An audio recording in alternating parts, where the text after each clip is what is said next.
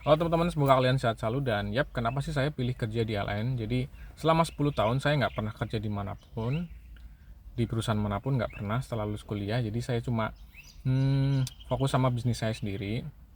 Dimana singkat cerita saya lihat marketnya ke depan tuh kurang bagus ya buat di industri saya gitu.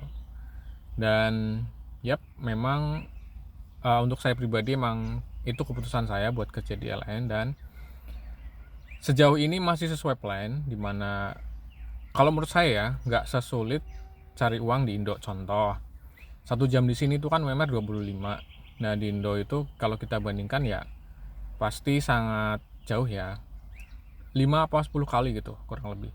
Jadi kalau saya bandingkan adalah kerja saya 1 tahun itu mungkin kalau di compare bisa 5 atau 10 tahun di Indonesia dengan waktu yang sama.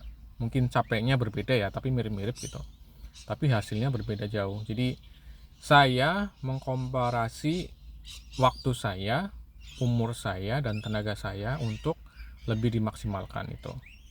Itu poin utamanya. Jadi awal itu saya udah nentuin saya mau kerja mau sampai kapan, mau dapat uang sampai berapa, endingnya tuh mau apa gitu. Itu udah jelas. Jadi itu saran yang bagus buat ya buat semua orang ya, harusnya punya kayak gitu ya.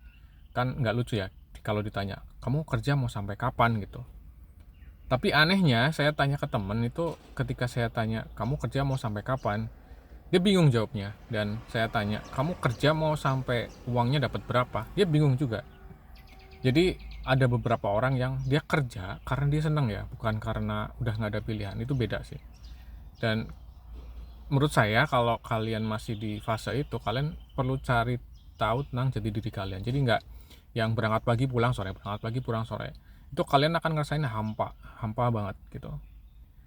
Dan menurut saya juga aneh ya, kenapa kalian harusnya punya something gitu yang pengen kalian kejar, pengen kalian punyai, itu harus punya kalian. Yap, gitu aja teman-teman.